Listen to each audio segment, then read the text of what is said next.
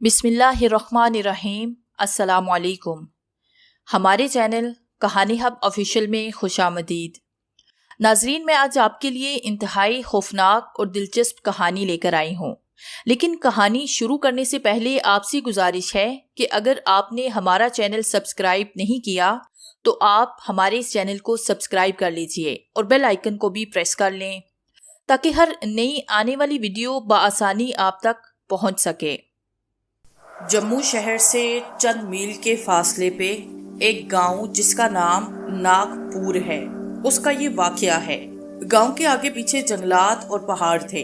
इन जंगलों और पहाड़ों में सांपों की बहुतायत थी, इसलिए इस गांव का नाम नागपुर मशहूर हो गया। नागपुर में हिंदू की अक्सरियत थी, यानी कि उस गांव में हिंदू ज्यादा थे जबकि मुसलमानों की आबादी कम थी। नागपुर के ठाकुर रमेश कुमार की गांव में धाक बैठी हुई थी, क्योंकि वो गांव का अमीर तरीन शख्स था। गांव के आगे पीछे उसकी ढेरों जायदाद थी। बड़ी सी शानदार महलनुमा हवेली थी जो सफेद हवेली के नाम से जानी जाती थी। इसका रकबा 10 केनाल था। नौकरों की एक फौज थी उस हवेली में। रमेश कुमार दौलतमंद होने के साथ साथ रवायती तौर पे अयाश शख्स था। श्रीनगर और दिल्ली में भी उसकी कोठियां थी जहां वो अक्सर अयाशी की घर से जाता रहता। हसीन औरतें उसकी सबसे बड़ी कमजोरी थी, इसलिए वो अपने गांव के अलावा इधर उधर के देहातों में भी मुंह मारने से बाज नहीं आता था। गरीब लोग उससे हमेशा तंग और नाला रहते, मगर किसी में इससे टक्कर लेने की जुर्रत न थी। रमेश कुमार शिकार का बेहद शौकीन था। वो अक्सर अपने साथियों और नौकरों के साथ जंगल और पहाड़ों में शिकार की गर्ज से जाता। सांपों के अलावा जंगल में हिरन और बारहसिंगे कसरत से पाए जाते थे। ठाकुर अमूमन उन्हीं का शिकार करता था। सांपों का शिकार उसने कभी न किया था। हालांकि सांप न सिर्फ जंगल बल्कि गांव में भी अक्सर इधर उधर रेंगते नजर आते थे। दरअसल वहाँ के सांप बेजरर थे। वो इंसानों के दुश्मन नहीं थे और न ही वो किसी को नुकसान पहुँचाते थे। इसलिए गाँव के लोग, हत्ता के बच्चे भी उन्हें देख के खौफजदा होते थे। गांव के लोग उन सांपों को मार डालने के बारे में कोई सोच नहीं रखते थे। गोया नागपुर में इंसानों और सांपों के दरमियान दोस्ती की सी फिजा कायम थी। ठाकुर रमेश कुमार के 2 बेटे थे। मोहन कुमार बड़ा जबकि मनोज कुमार छोटा था। दोनों निहायत ही वजीहात जवान थे। वो ठाकुर की आंखों की ठंडक थे। ठाकुर अक्सर उन्हें भी अपने हमरा शिकार पे ले जाता था, इसलिए दोनों का निशाना पक्का हो गया था। छोटा बेटा मनोज कुमार बड़ा ही शरारती था। गांव के लोग उसकी शरारतों से आजिज थे, लेकिन ठाकुर के खौफ की वजह से उसका लिहाज करते थे। जब वो ठाकुर के साथ शिकार पे जाता तो वो वहाँ भी शरारतों से बाज न आता। वो अक्सर सांपों को छेड़ा करता। ठाकुर और मोहन कुमार दोनों उसे मना करते कि वो सांपों के साथ शरारत न किया करे, मगर वो फिर भी बाज नहीं आता। वो उन्हें तंग करके मजे लिया करता। गांव के मगरब की जानिब पहाड़ों के दामन में एक झील नुमा नदी थी, जिसमें पहाड़ के एक धाने से पानी निकल के जमा होता था। पानी 24 घंटे बहता रहता, जो कि ठंडा और मीठा होता था। पहाड़ के जिस दहाने से पानी निकलता था वहाँ एक गार सी बनी हुई थी। वो गार इतनी ऊंचाई पे थी कि इंसान की पहुंच वहाँ तक नामुमकिन थी। सिर्फ एक अस्तहा था जो उस गार के अंदर रहता था। वो महीने में एक बार चांद की 14वीं रात को गार से बाहर निकलता। तमाम रात वो उस नदी के पानी में गुजारता और सुबह सूरज तुलू होने के कुछ देर के बाद वो वापस गार के अंदर दाखिल हो जाता। वो अस्तहा गांव वालों के लिए एक मसीहे का रूप धार चुका था। ये रिवायत चली आ रही थी कि जिस रात अस्तहा पानी के अंदर रहता है, पानी का रंग सब्जा हो जाता है। अगर इस पानी में कोई बीमार इंसान नहाए तो उसकी कई बीमारियां खत्म हो जाती हैं और खासकर जिल्द की बीमारियों के लिए वो पानी दरियाब का काम कर देता है। इसलिए जिल्दी बीमारियों के मरीज चांद की 14वीं रात का बेचैनी से इंतजार करते। रात को चांदनी में वो अस्तहे को पानी में दाखिल होता देखते तो खुश हो जाते। लोगों को अस्तहे से खौफ महसूस ना होता।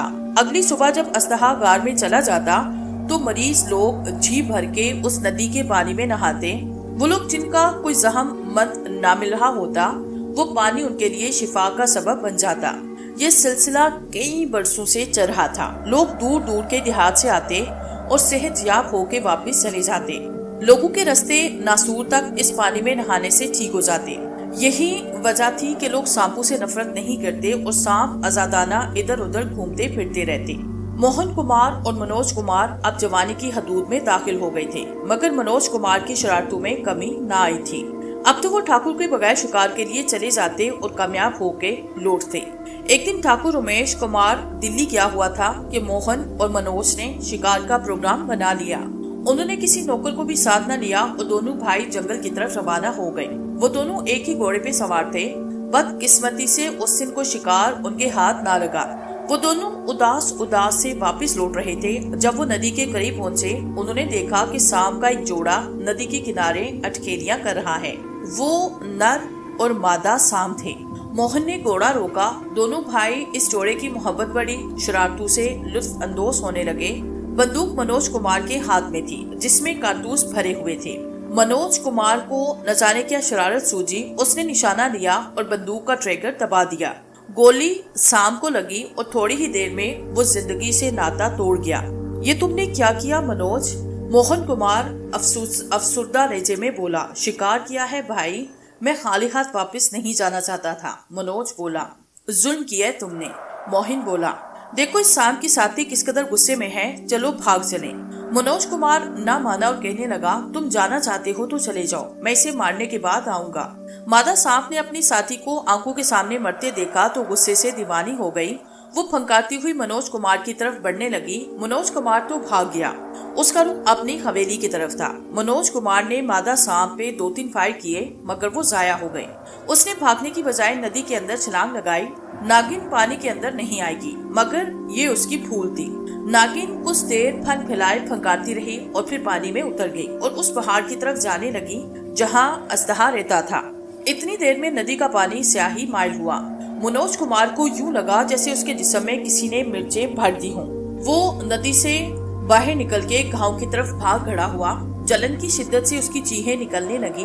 नागिन ने अपना जहर उस पानी में छोड़ दिया था, जिससे पानी जहर आलूद हो गया था। जहर इस कदर तेज था कि गांव तक पहुंचते पहुंचते मनोज कुमार के जिस्म का गोश्त गल सड़ के उसके जिस्म से अलग होने लगा। मनोज की चीखों पुकार सुन के गाँव के लोग घरों से बाहर निकल आए। इन सब के देखते ही देखते मनोज कुमार जिंदगी से हाथ धो बैठा। उसकी मौत इतने इबरतनाक अंदाज में हुई थी कि लोग तौबा करते करते और कानों को हाथ लगाते रह जाते। पूरे गाँव और सफेद हवेली में सफे मातम बिछ गए। मोहन कुमार भी खौफजदा हो गया था। ठाकुर जब गांव पहुंचा तो मनोज कुमार की अर्थी तैयार थी। ठाकुर रमेश की हालत दीदनी थी। जवान बेटे की मौत ने उसे अंदर से तोड़ फोड़ डाला। वो दीवारों से सर टकराने लगा। वो जिंदगी में पहली बार धारे मार मार के रो दिया था। गांव के लोग कहते थे कि ठाकुर को इन कमजोर, बेकस और मजबूर लोगों की बद्दुआएं लगी हैं, जिनकी इज्जतें इसने पामाल की थी। मगर ठाकुर को भला इन बातों का कहाँ एहसास था। वो बेटे की मौत के गम में उलझ गया। काश वो बेटे की मौत पे समझौता और तौबा करता, मगर उसने ऐसा न किया। सांपू से बदला लेने की ठान ली। उसने इस मकसद के लिए अपनी दौलत लुटाना शुरू कर दी। ठाकुर ने कसम खा के ये अहद किया कि वो इस इलाके से सांपू का नामो निशान मिटा डालेगा।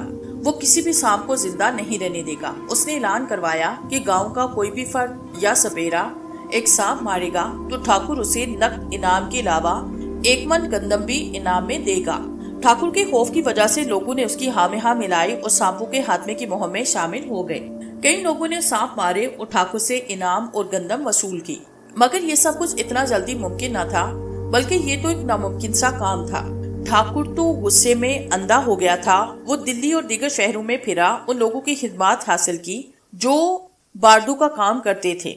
वो लोगों को भारी मुआवजा दे के गाँव ले आया। उन्होंने पहाड़ों में बारूदी सुरंगें बनाई और फिर उन्हें रेजा रेजा कर डाला। वो अस्तहा जो बीमार लोगों का मसीहा था, वो भी धमाकों में मारा गया। उसके साथ ही वो पानी बहता बंद हुआ जो पहाड़ के दहाने से झील और नदी की तरफ आता था। ठाकुर ने ढेरों दौलत खर्च करके बेशतर सांपों को सरवाया और फिर उसने गांव का नाम नागपुर से बदल के मनोज नगर रख दिया।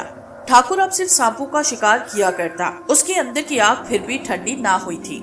लगता था वो दीवाना हो गया है। ये उसकी भूल थी कि वो सांपों की नस्ल खत्म कर डालेगा। ऐसे ही 3 साल बीत गए। वो मनोज की मौत का गम भूलने लगा और फिर से अयाशी करने लगा। उसने मोहन कुमार को दिल्ली वाली कोठी में भेजा और कुछ नौकर भी उसके साथ किए ताकि वो किसी किस्म के नुकसान से महफूज रहे और उसकी अपनी आजादी में भी फर्क न आए। इसी गुस्से में रमेश ठाकुर एक बार फिर अपनी श्रीनगर की रिहाइश में चंद दिन अयाशी करने की गर्ज से गया। वहाँ उसने पहली बार अपने एक मुलाजिम की हसीनो जमील बेटी देखी जो इस पे फरीफ्ता हो गया। गुप्ता नामी शख्स उसका पुराना मुलाजिम था। वो फोत हुआ तो उसकी बेटी ने उसका काम संभाल लिया। उसका नाम अर्चना था। अर्चना लाखों में एक थी। ठाकुर की जिंदगी में इससे पहले इस जैसी हसीन लड़की ना आई थी। अर्चना खूबसूरती और हुस्न का एक नादिर नमूना थी। ठाकुर के दिल का चैन और रातों की नींद उड़ गई। उसका पूरा जिस्म जवान लगने लगा और वो अर्चना को हासिल करने के लिए बेताब हो गया। उसने अर्चना पे अपनी नवाज़शों की बारिश कर दी। अर्चना भी उसकी एहसानमंद हो गई। जल्दी वो एक दूसरे के करीब आए। ठाकुर ने अपनी बेपनाह मोहब्बत के झूठे वादे किए तो अर्चना ने भी अपनी चाहत का इकरार कर लिया। ठाकुर के मन के फूल खिल उठे। वो लम्हों में तमाम खदूद फुलांगना चाहता था, मगर अर्चना ने अपने हुस्न को यूं बेवक्त ना होने दिया। उसने ठाकुर से कहा कि वो सिर्फ और सिर्फ इस सूरत में उसकी हो सकती है जब वो इससे शादी कर ले। ठाकुर इस कदर बेकरार और बेताब था कि उसने देर न की और श्रीनगर में ही अर्चना से शादी कर ली और फिर अर्चना को साथ लेके मनोज नगर आया। ठाकुर अर्चना को पाके बहुत ज्यादा खुश था। उसकी जिंदगी हसीन और रंगीन हो गई थी। चंद माह यूं ही ऐशो इशरत में गुजरे, मगर फिर ठाकुर की सेहत कुछ खराब सी रहने लगी। वो दिन ब दिन कमजोर होने लगा। उसने काफी इलाज करवाया, मगर उसकी सेहत दोबारा बहाल ना हो सकी। उसका जिस्म सूखने लगा, बिल्कुल ऐसे जैसे कोई दरख्त पानी न मिलने की वजह से सूख जाता है। ऐसे लगता था कि ठाकुर के जिस्म से किसी ने सारा खून निचोड़ लिया है। एक साल भी न गुजरा था कि ठाकुर की जिंदगी का चिराग गुल हुआ। उस रोज अर्चना धारे मार मार के और बाल खोल के रोई थी। लगता था कि वो भी ठाकुर के साथ ही जल मरेगी, मगर ऐसा ना हुआ। अर्चना की अर्थी न उठी, मगर उस रात अर्चना हवेली से गायब हो गई और ये निशान भी मिला कि वो कहाँ चली गई। किसी ने भी उसके बाद हवेली में ना देखा। ठाकुर की मौत के बाद लोगों ने सुख का सांस लिया। मोहन कुमार अब भी दिल्ली में रहता था। वो अब कभी कभार ही गाँव आता। जमीनी और दीगर कामों की जिम्मेदारी उसने अपने बचपन के दोस्त राहुल पे डाल दी थी। राहुल बड़ा ही शरीफ, रहमदिल और ज़हीन लड़का था। उसने बड़ी होशियारी के साथ जमीनों का काम संभाला हुआ था। ठाकुर रमेश की सफेद हवेली अब वीरान नजर आती थी। अलबत्ता जब कभी मोहन गांव आता तो हवेली की रौनकें बहाल हो जाती और गांव में भी चहल पहल नजर आती। मोहन अपने बाप से मुख्तलिफ था। उसने अब तक शादी ना की थी। राहुल की बहन सीता देवी मोहन को पसंद करती थी, मगर मोहन के दिल में उसके लिए शायद ऐसे जज्बात नहीं थे। राहुल भी ये चाहता था कि मोहन और सीता की शादी हो जानी चाहिए, मगर वो अपने तौर पे मोहन से इस सिलसिले में कोई बात नहीं करना चाहता था। वो मुंतजिर था कि मोहन खुद सीता का हाथ मांगे तो वो इनकार नहीं करेगा। उन दिनों भी मोहन गांव आया हुआ था। गर्मियों के दिन थे। गर्मी से बचने के लिए मोहन कुमार कश्मीर के सरसब्ज और ठंडे इलाके में आया था। अरसे बाद न जाने उसके मन में क्या समाई कि एक दिन उसका शिकार का प्रोग्राम बन गया। वो जंगल की तरफ निकल आया। उसे एक हिरन दिखाई दिया। उसने अपना घोड़ा उसके पीछे दौड़ाया। उसके नौकर वहीं ठहर गए कि जब मोहन बुलाएगा तो वो जाके शिकार उठा लाएंगे, क्योंकि मोहन का निशाना बड़ा ही पक्का था। हिरन आगे आगे और मोहन उसके पीछे था। हिरन उसके निशाने की जिद में नहीं आ रहा था। यूं मोहन कुमार आगे ही आगे बढ़ता चला जा रहा था। आखिरकार हिरन उसकी नजरों से ओझल हुआ। मोहन ने इधर उधर काफी तलाश किया, लेकिन हिरन का नामो निशान ना मिला। मोहन अब वहीं रुका और इंतजार करने लगा कि शायद हिरन फिर नजर आए, मगर हिरन तो ऐसे गायब हुआ था जैसे उससे जमीन निगल गई हो। मोहन मजबूरन नाकाम और मायूस होकर वापस आने लगा। अभी वो थोड़ा दूर ही गया था कि उसे किसी औरत के रोने की आवाजें सुनाई दी। मोहन ने उस आवाज की तरफ घोड़े का रुख मोड़ा। आगे जाके उसने देखा कि एक इंतहाई खूबसूरत लड़की एक दरख्त के नीचे बैठी रो रही है। वो लड़की जवान और हसीन थी। उसका लिबास भी बेहद कीमती था। उसने बेशकीमत जेवरात पहन रखे थे। लड़की इस कदर हसीन थी कि मोहन उसे देखता ही रह गया।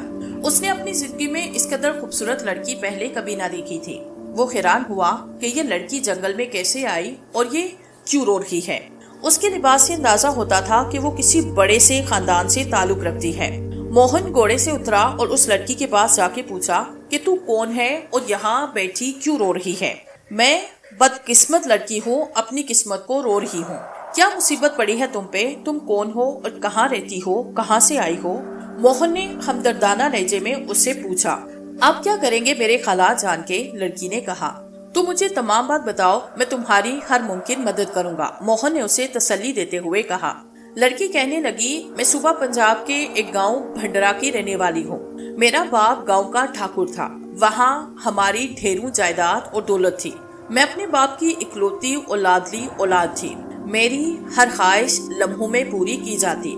साथ वाले गांव के राजपूतों से हमारे खानदान की दुश्मनी चली आ रही थी। कुछ दिन पहले राजपूतों ने हमारे गांव पे हमला किया। मेरे बाप और दीगर बरादरी वालों ने उनका मुकाबला किया तो इस लड़ाई में मेरा बाप मारा गया। मैं जानती थी कि राजपूत मुझे पकड़ के साथ ले जाएंगे और न जाने वो मेरे साथ कैसा सलूक करेंगे। इसलिए मैंने वहाँ से भाग जाने में आफियत समझी और एक चोर दरवाजे से अपनी हवेली से निकल आई और छिपती छुपाती इधर उधर भटकती रही और इस तरफ आ निकली और किसी पनाह की तलाश में हूँ, मगर डर रही हूँ कि कहीं दुश्मनों के हत्थे चढ़ न जाऊँ। मोहन ने उसकी कहानी सुनी तो बोला, अब तुम्हें घबराने की जरूरत नहीं। अब तुम दुश्मन की पहुँच से बाहर हो। अब तुम पंजाब में नहीं, कश्मीर में हो। लड़की ने फिर से रोना शुरू किया और कहने लगी, मेरा तो अब इस दुनिया में कोई नहीं रहा। मेरा सब कुछ लूट गया है। मैं अब जिंदा कैसे रहूंगी और जिंदा रह के क्या करूंगी? रोने का कोई फायदा नहीं, मोहन हमदर्दाना लहजे में बोला। तुम मेरे साथ मेरे गांव, मेरी हवेली में आके रहो। वहाँ तुम्हें हर किस्म का आराम और तहव्वुज़ मिलेगा। आपकी हमदर्दी की मैं शुक्रगुजार हूँ। लड़की ने निगाहें झुकाते हुए कहा। तो फिर उठो और चलो मेरे साथ, मोहन ने कहा। मैं हवेली में किस हैसियत से रहूंगी? नौकरानी? या ऐसा नहीं होगा, मैं तुम्हें तुम्हारा मुकाम दूंगा। कैसा मुकाम? मोहन सोच में पड़ गया। लड़की के बेमिसाल हुस्न ने उसका दिल पहले ही मोह लिया था। उसकी आला खानदान का पता चला तो दिल में उसके लिए इज्जत भी पैदा हो गई। उसने झिझकते हुए कहा, अगर तुम बुरा महसूस ना करो तो एक बात कहूँ, बिला तकल्लुफ कह दें। लड़की ने उसकी तरफ देखते हुए कहा, मैं मनोज नगर के ठाकुर रमेश का बेटा हूँ। मैं तुम्हें अपना जीवन साथी बना के हवेली में आला मुकाम देना चाहता हूँ। लड़की ने निगाहें झुकाई, अपना चेहरा हाथों में छुपा के शर्माने लगी। मोहन का चेहरा खुशी से चमक उठा। उसने आगे बढ़ के लड़की का हाथ पकड़ा और बोला, उठो मेरे दिल की रानी, मैं खुशकिस्मत हूँ कि तुमने मेरा मान रखा। तुम्हारी सूरत में मुझे वैसे ही पत्नी मिल गई जिसकी मुझे हमेशा से तमन्ना थी। मोहन ने उस लड़की का, जिसका नाम सारिका था, घोड़े पे बिठाया और गांव की तरफ चल पड़ा। उसने हवेली के तमाम लोगों का इससे तारुफ करवाया और सबको इत्मीनान में लिया। हर एक ने सारिका के हुस्न की तारीफ की और उसे ठाकुराइन का मुकाम दे डाला। मोहन और सारिका की शादी बड़ी धूमधाम से हुई। गांव में कई दिन गहमा गहमी रही, जश्न का समासा रहा। चंद दिनों के बाद सारिका ने मोहन से कहा, आपको पाके मेरे दिल की मुराद भर आई है। इतनी खुशी मैंने कभी अपने गांव में रह के हासिल ना की जितनी मुझे आपकी रफाकत में मुयस्सर आई है। मैंने सारी जिंदगी गांव में गुजारी, इसलिए मैं अब आपके साथ शहर में जाके रहना चाहती हूँ। मोहन सारिका की ख्वाहिश को भुला कैसे रद्द कर सकता था। कुछ ही दिनों के बाद वो सारिका को लेकर दिल्ली वाले घर आया। दोनों मियाँ बीवी बेहद प्यार करते थे। दिन ब दिन दोनों को वालहाना चाहत में इजाफा होता जा रहा था। सारिका की मोहब्बतें और नवाज़ें निराली थी। मोहन भी उसका गर्विदा था। उसका दिल चाहता था कि सारिका हर लम्हा उसके साथ और सामने रहे, मगर ये खुशी और मुसर्रत की कैफियत ज्यादा अरसे बरकरार ना रही। अचानक ही मोहन बीमार हुआ। उसकी तबीयत बोझल रहने लगी। उसका जिस्म हर वक्त टूटता रहता और मोरे में हल्का हल्का दर्द रहने लगा। उसने शुरू में इस तरफ तवज्जो न दी। जब सारिका को मोहन की तबीयत की खराबी का पता चला तो उसने भी ज्यादा तवज्जो न दी और कहने लगी, ये मामूली सी तकलीफ है, ठीक हो जाएगी। मगर गुजरते वक्त के साथ मोहन की बीमारी बढ़ती गई। डॉक्टर्स को दिखाया, मगर उन्होंने भी मामूली बीमारी समझ के दवाई दी। मोहन ने बाकायदगी से अद्वियात का इस्तेमाल किया, लेकिन उसके मैदे की तकलीफ में कमी न आई, बल्कि बीमारी बढ़ती ही गई। फिर डॉक्टर्स और हकीमों से चेक कराने का सिलसिला चल निकला, लेकिन नतीजा वही ढाक के 3 पात। मर्ज दिन ब दिन बढ़ता चला गया और फिर नौबत जहाँ तक पहुँची कि मोहन बीमारी की वजह से अपने कमरे तक महदूद होके रह गया। वो हर वक्त बिस्तर पे पड़ा रहता। वो इस कदर कमजोर हो गया कि उसमें चलने फिरने की ताकत ना रही। सारिका भी इसकी बीमारी की वजह से परेशान रहने लगी। वो हर वक्त उसके पास रहती और दिलो जान से उसकी तीमारी में लगी रहती। इसी हालत में कई माह गुजरे। किसी की समझ में नहीं आया कि मोहन को बीमारी क्या है और इसका इलाज क्या है। डॉक्टर और हकीम अपनी अपनी जहानत और काबिलियत के आगे हार गए। खुद मोहन भी परेशान था। लगता था कि उसकी जिंदगी मुख्तसर हो गई है, मगर सारिका नाउमीद ना थी। वो मोहन की ढारस बताती रहती कि वो जल्दी ठीक हो जाएगा। सारिका की हिदमतें और नवासे पाके मोहन वक्ती तौर पे अपनी तकलीफ भूल जाता। राहुल ने अपनी बहन सीता की शादी कर दी। उसे दुख तो था कि मोहन ने उसका मान नहीं रखा, मगर वो फिर भी मोहन से बदगुमान नहीं था। उसे मोहन से आज भी उतनी ही मोहब्बत थी जितनी पहले थी। सीता अपने शोहर के साथ श्रीनगर चली गई। उसने भी मोहन को भुलाया और उसे ना पा सकने को जिंदगी का रोग ना बनाया। एक दिन राहुल किसी काम की वजह से दिल्ली आया तो मोहन से मिलने उसके घर आ गया। उसने मोहन को चारपाई से लगा देखा तो वो बड़ा ही परेशान हो गया। वो एक हफ्ता वहाँ रहा, मोहन की तीमारदारी की। उसने एक बार फिर मोहन को डॉक्टर से चेक करवाया और फिर बासत इसरार मोहन और सारिका को साथ लेके गाँव आया ताकि गांव की खुली और साफ सुथरी आबो हवा में रह के मोहन तंदुरुस्त हो जाए। मोहन और सारिका दोनों ही गांव नहीं जाना चाहते थे क्योंकि दोनों सारिका उम्मीद से थी, मगर राहुल ने उनकी एक न सुनी। इर्द गिर्द के देहात से उसने हकीम बुला के मोहन का इलाज शुरू किया, मगर कोई भी फायदा ना हुआ। मोहन की बीमारी ही किसी की समझ में ना आ रही थी और जब तक बीमारी समझ ना आए इलाज कैसे हो सकता था। इस अरसे में राहुल की भी शादी हुई। उसकी भी पसंद की शादी थी। उसकी बीवी रूपा बड़ी ही हसीन और लाखों में एक थी। वो साथ वाले गांव कंडियारी के ठाकुर की इकलौती और लाडली बेटी थी। सारिका ने सफेद हवेली में एक बेटी को जन्म दिया। उसकी बेटी इंतहाई खूबसूरत थी। उन्होंने उसका नाम नीलम रखा। एक माह के बाद राहुल रूपा एक बेटे के वालिदैन बन गए। उन्होंने मिलकर इत्तेफाक से नीलम और राहुल के बेटे नीलम कुमारी की निस्बत तय कर दी। ये सब कुछ मोहन और सारिका की मर्जी से हुआ था। मोहन और सारिका ने अब मुस्तकिल तौर पे गांव में रहने का फैसला कर लिया। अब सारिका गांव में रह के बहुत ज्यादा खुश थी, मगर मोहन रोज बरोज मौत की वादी की तरफ बढ़ रहा था। राहुल को मोहन की बड़ी फिक्र थी। वो दिन रात उसकी सेहत याबी की दुआएं मांगा करता और जहाँ कहीं भी उसे किसी माहिर हकीम का पता चलता वो उसके पास पहुँच जाता और उसे हवेली में ले आता, मगर मोहन जिंदगी की तरफ लौट ही नहीं रहा था। एक दिन राहुल फिरता फिरता पहाड़ों में उसी गुरुदेव के पास जा पहुंचा जिसके बारे में पता था कि वो बड़े ही काबिल और पहुंचा हुआ इंसान है। राहुल ने गुरु को मोहन की बीमारी और इलाज की तमाम तफसील बताई और उससे रिक्वेस्ट की कि वही मोहन का कोई इलाज कर दे या इसके लिए कोई दुआ करें कि वो ठीक हो जाए। गुरु ने राहुल की रिक्वेस्ट रद्द न की और उसके साथ चल पड़ा। सफेद हवेली में आके वो सीधा मोहन के कमरे में पहुंचा और तमाम अफराद को कमरे से बाहर निकाल दिया। फिर उसने अंदर से कुंडी लगाई और मोहन से कहने लगा, मैं तुम्हारा सारा जिस्म देखना चाहता हूँ। मोहन ने जैसे ही कपड़े उतारे तो गुरु ने उसके जिस्म पे नजरें डालने के बाद पूछा, क्या तुम्हारी शादी हुए 1 साल गुजर गया? जी हाँ, मोहन ने इस बात में जवाब दिया और फिर गुरु के पूछने पे शादी की तमाम तफसील बता दी, जिसमें सारिका से जंगल में मुलाकात होने का भी जिक्र था। मेरा शक दुरुस्त निकला। गुरु ने बोझल आवाज में अपने आप से कहा, तुम एक शदीद और मुखलक बीमारी में मुब्तला हो, फिर भी इसकी तस्दीक के लिए तुम्हें मेरी बातों पे अमल करना होगा, तभी तुम्हारा इलाज मुमकिन हो सकेगा। तुम्हें चांद की 14वीं रात का इंतजार करना होगा। उस रात तुमने सोना नहीं बल्कि आंखें बंद किए सोने का बहाना करके लेटे रहना है। उस रात सारिका को तुम्हारे पास तुम्हारे कमरे में होना चाहिए। गुरु ने मोहन को अच्छे से समझा दिया। मोहन ने गुरु की हिदायत ज़हन नशीन की और फिर चांद की 14वीं का इंतजार करने लगा। कुछ ही दिनों के बाद चांद की 14वीं रात आई। मोहन ने गुरु की हिदायत ज़हन नशीन कर ली। उसने दरवाजे का ताला लगा के उसकी चाबी छुपाई और मामूल के मुताबिक सोने की गर्ज से बेड पे बिस्तर पे लेट गया। गुरुदेव की तवक्को के ऐन मुताबिक आधी रात को सारिका जाग उठी। उसने दरवाजा खोल के बाहर जाना चाहा मगर नाकाम रही क्योंकि दरवाजे को ताला लगा हुआ था। सारिका पे जुजलाहट तारी हुई। उसकी बेताबी बढ़ने लगी। उसने चंद लम्हे खड़े होकर सोचा और फिर मोहन की तरफ देखा। फिर उसे छुआ ताकि अंदाजा हो कि वो जाग रहा है या सो रहा है। मोहन के सो जाने का यकीन करने के बाद उसने आहिस्ता आहिस्ता नागन की शक्ल इख्तियार की और फिर तेजी से रेंगते हुई खिड़की के रास्ते बाहर निकल गई। मोहन ने ये सब कुछ अपनी आंखों से देख लिया था। वो इंतहाई खौफजदा हुआ और उसी तरह दुम सादे लेटा रहा। काफी देर के बाद सारिका नागिन के रूप में कमरे के अंदर आई और फिर से औरत का रूप धार के आहिस्ता से मोहन के करीब बिस्तर पे लेट गई और जल्दी ही नींद की आगोश में चली गई। मोहन तमाम रात खौफ से जागता रहा और एक लम्हे को भी सो न सका।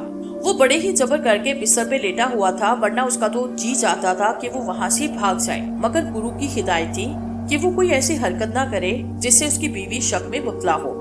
इसलिए मोहन मजबूरन खामोश रहा, मगर ये मजबूरी उसके लिए अजाब बन गई। सारिका की असलियत के इंकशाफ ने उसी रात मोहन की जान ले ली। वो उसी रात ही मर गया। मोहन की मौत पे हर आंख अश्कबार थी। सरिका पे बार बार गशी के दौरे पड़ रहे थे। राहुल भी बड़ा गमगीन और अफसुर्दा था और वो सरिका की ढारस बता रहा था। गुरु भी निहायत अफसुर्दा होके पहाड़ों की तरफ लौट गया था, मगर जाते हुए राहुल को ताकीद कर गया था कि वो जल्दी आके इसे पहाड़ों वाले ठिकाने पे मिले। राहुल ने आने का वादा किया, मगर वो जल्दी वहाँ ना जा सका क्योंकि मोहन की मौत के 3 दिन बाद राहुल की बीवी मर गई। उसे किसी सांप ने डस लिया था। सब हैरान थे कि इस गांव में से सांपों का नामो निशान मिटा दिया गया, तो वो फिर सांप कहाँ से आया जिसने रूपा को डस लिया। राहुल के लिए ये दूसरा बड़ा सदमा था। गांव में एक बार फिर सफे मातम बिछ गई। एक तरफ सारिका थी जो बेवा हो गई, दूसरी तरफ राहुल था जिससे उसकी मोहब्बत छिन गई। अब तो वो खुद जहम जहम था। सारिका की ढारस कैसे बंधा था, मगर अब सारिका उसे तसल्ली दे रही थी। लगता था वो राहुल की सबसे बड़ी हमदर्द और गमगिसार है। राहुल उसकी असलियत से बेखबर था, इसलिए वो सारिका को अपना हमदर्द समझ रहा था। दोनों ही दुखी और अफसुर्दा थे। जो दिन गुजर रहे थे, सारिका का झुकाव राहुल की तरफ बढ़ता जा रहा था। खुद राहुल भी सारिका के बारे में किसी और अंदाज से सोचने लगा। एक दिन उसे गुरु की बात याद आई। वो उससे मशवरा करने के लिए पहाड़ों की तरफ रवाना हुआ। उसने गुरु को देर से आने की वजह रूपा की मौत बताई तो गुरु चौंक गया और बोला, मैं मोहन की बीमारी, मौत और रूपा की मौत की वजह भी जान गया हूँ। फिर गुरु ने अपनी और मोहन की तमाम गुफ्तगू और चांद की 14वीं रात की तफसील उसे बताई और कहने लगा, सारिका औरत नहीं बल्कि नागिन है। राहुल हैरतज़दा होके गुरु की तरफ तकने लगा कि वो क्या कह रहा है। गुरु ने इसे मजीद बताया, अगर किसी सांप पे पूरे 100 साल तक किसी इंसान की नजर न पड़े तो उसके सर पे एक कुल्फी निकल आती है और वो सांपों का बादशाह बन जाता है। और अगर मजीद 100 साल ऐसे ही गुजर जाएं और उस कुल्फी वाले सांप को कोई इंसान ना देख पाए तो उसके सीने पे 2 पाँव निकल आते हैं और कमर के ऊपर निकल आते हैं। उसके मुंह से शोले निकलने लगते हैं और इस सांप को इंतहा से ज्यादा कुव्वत और कुदरत हासिल हो जाती है। यहाँ तक कि वो अपनी मर्जी के मुताबिक कोई भी शक्ल, कोई भी सूरत इख्तियार कर सकता है। ज्यादातर सांप इस आलम में खूबसूरत औरत बनना ज्यादा पसंद करते हैं। सारिका भी ऐसी ही नागिन है। राहुल खौफजदा और हैरतज़दा होके रह गया और गुरु की तरफ सवालिया नजरों से तकने लगा कि अब क्या किया जाए। गुरु ने अपनी बात जारी रखी और कहने लगा, सारिका का अगला शिकार तुम होगे राहुल। तुम्हारी बीवी रूपा को सारिका नहीं रास्ते से हटाया है और अब वो तुम्हारे नजदीक आती जा रही है। वो यकीनन तुमसे शादी करना चाहेगी और फिर तुम्हें भी मोहन की तरह बीमार बना डालेगी। राहुल की आंखें हैरत और दहशत से खुली रह गई। गुरु सच कह रहा था। वो और सारिका वाकई एक दूसरे के नजदीक आ रहे थे और राहुल के मन में भी सारिका की मोहब्बत पैदा हो गई थी। मगर अब हकीकत जान के वो खौफजदा हुआ। मोहन का हशर वो अपनी आंखों से देख चुका था। इस नागिन से कैसे छुटकारा पाया जा सकता है, राहुल ने गुरु से पूछा। छुटकारा पाया जा सकता है, मगर इस सिलसिले में इंतहाई एहतियात और होशियारी की जरूरत है। सारिका को हल्का सा भी शक नहीं होना चाहिए। उसकी हकीकत मालूम हो गई है और उसे शक हो गया तो वो सब कुछ बर्बाद करके रख देगी। फिर गुरु ने राहुल को ये मशवरा दिया कि वो सारिका के नजदीक होता जाए। जब वो खुद ही शादी की पेशकश करे कि तो तुम भी तैयार हो जाना। फिर सुहाग रात को सारिका दुल्हन बनी तुम्हारी मुंसिर हो तो उसके कमरे को जला दिया जाए। सफेद हवेली के अंदर एक ऐसा कमरा मौजूद है जिसमें लकड़ी का काम बहुत ज्यादा किया गया है। तुम उसमें कुछ मजीद काम करवाओ, उसके अंदर और बाहर भी लकड़ी इस्तेमाल करो और वहाँ ही रहने लगो।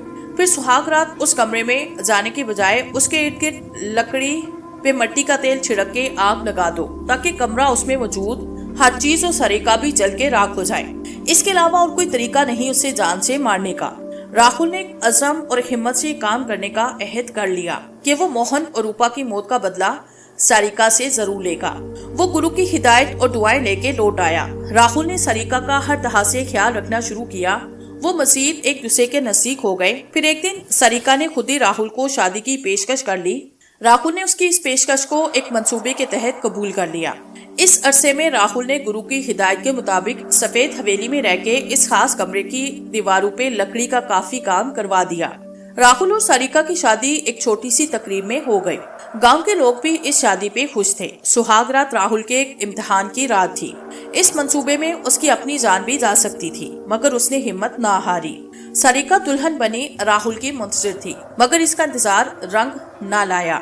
राहुल ने मिट्टी का तेल छिड़क के आग जलाई और वो कमरा अरूसी अब सब कुछ जल के राख हुआ। सारिका भी उस आग में जल के मरी। राहुल ने सुख का सांस लिया। अगले दिन गांव के लोगों को भी सारिका की हकीकत मालूम हो गई। उन्होंने सुकून का सांस महसूस किया। राहुल गुरु से मिलने चला गया। उसने गुरु को अपनी कामयाबी की खबर सुनाई और उसका शुक्रिया अदा किया। अब सफेद हवेली का मालिक राहुल था। उसने राजकुमार और नीलम की खातिर दूसरी शादी कर ली और सफेद हवेली का मालिक बन के रहने लगा। उसकी दूसरी बीवी रूपा की छोटी बहन गुप्ता थी। उसने राजकुमार का तो बड़ा ख्याल रखा, मगर वो नीलम से नफरत करती थी क्योंकि उसकी माँ उसकी बहन रूपा की कातला थी। मगर राहुल ने नीलम का बेहद ख्याल रखा। वो कहता नीलम ही इस हवेली की असल मालकन है।